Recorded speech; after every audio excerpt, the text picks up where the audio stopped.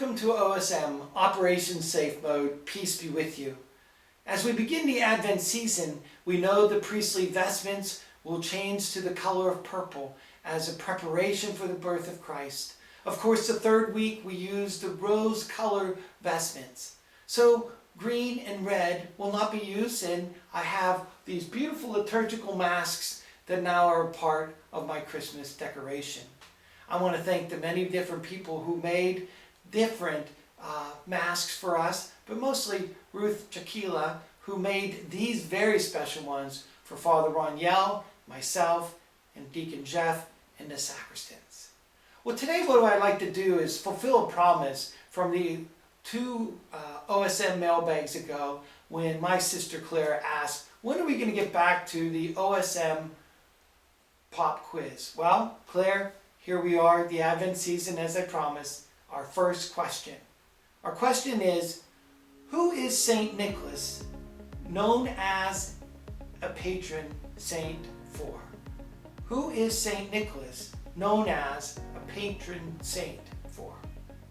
Is he known as Santa Claus, the patron saint of sailors, the patron saint of Whoville, a fictitious person who eats too many cookies and drinks too much milk, the patron saint of defender of the divine Son of God, a patron saint and creator of the elf on the shelf, the patron saint of the poor, the patron saint of pawn shop owners, the patron saint of boxers. So I gave you quite a few choices. So we will score you on your ability to get the most correct. And so we're going to give you a little bit of time to work on your quiz.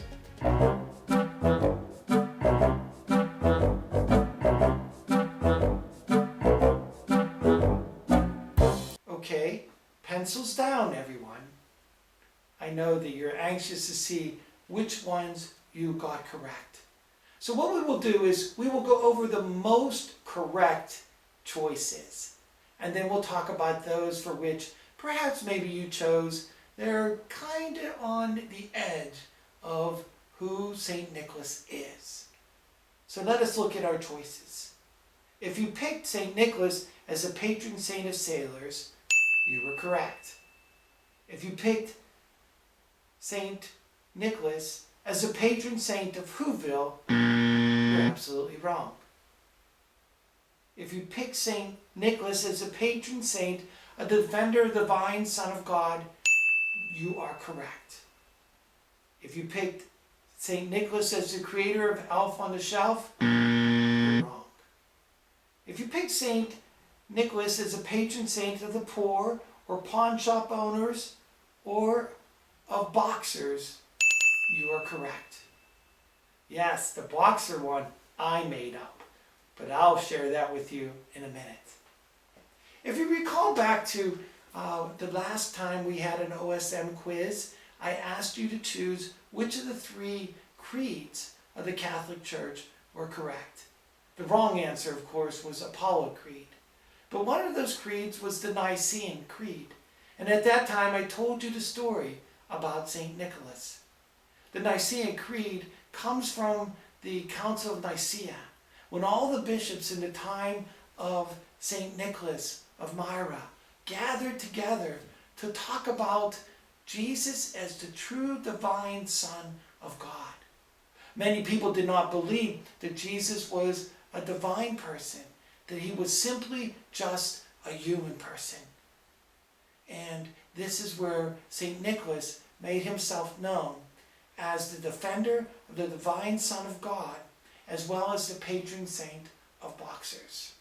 If you recall in the story, Arius stood up and he denied Jesus' divinity. And St. Nicholas got so angry, he went up and slapped him right in the face. And that is why we call St. Nicholas the patron saint of boxers. Remember, at that time, I had certainly suggested that maybe we can incorporate that into our celebration of his feast day. But we'll get back to that in a minute.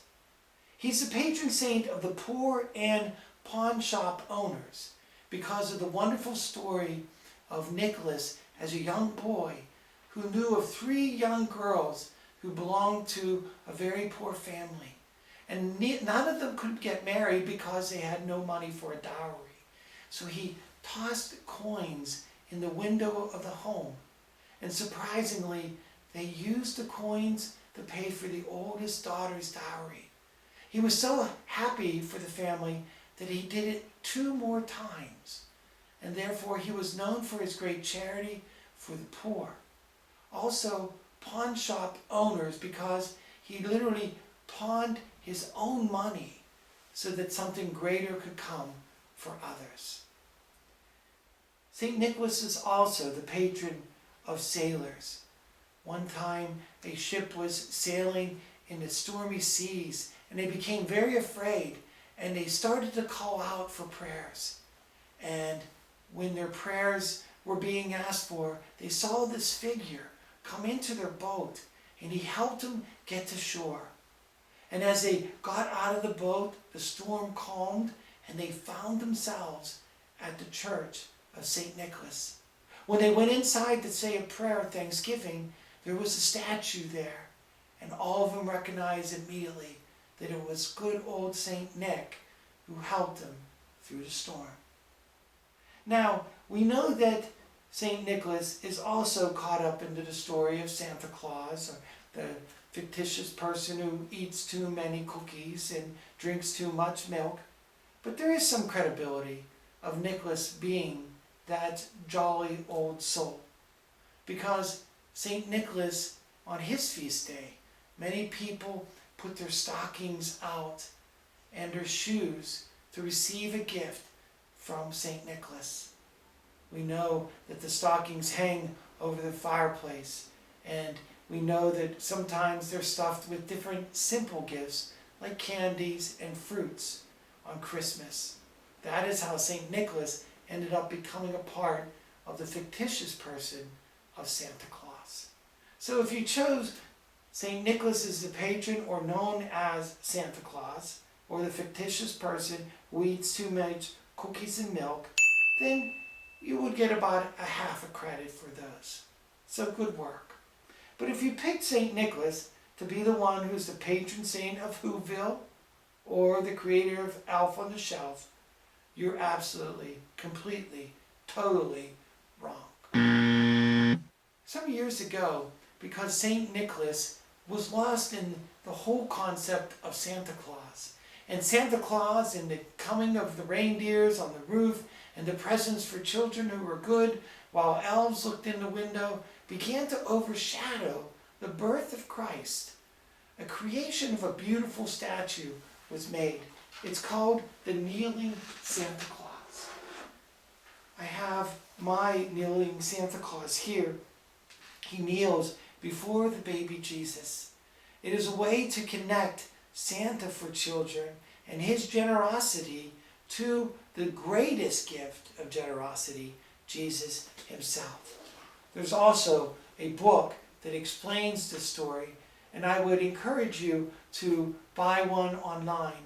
It's just a few dollars, but it's a great story to tell children so that we don't have to get rid of Santa Claus, but bring him more into the life of St. Nicholas and into the life of Jesus. Finally, I want to share with you a DVD. It's called St. Nicholas, The Real Story. It's like a documentary, and it takes us to the very place where Nicholas lived. And it tells us of all those traditions. And I have bought a copy and made some study copies for you as well. So if you would like to pick up your own copy of St. Nicholas, The Real Story, they will be available in both offices as well as in the back of the church. I wanted to share this all with you before December 6th so that you could be very well prepared to celebrate with your family. Put out your shoes, put your stockings out, and allow St. Nicholas to bring you a gift of charity, of hope, and certainly of faith, that those who trust in the Lord, all good things will come. So that is our story and our question today on St. Nicholas. I hope you enjoyed the quiz and score your own truthfully and continue to learn more and stay safe in the Lord.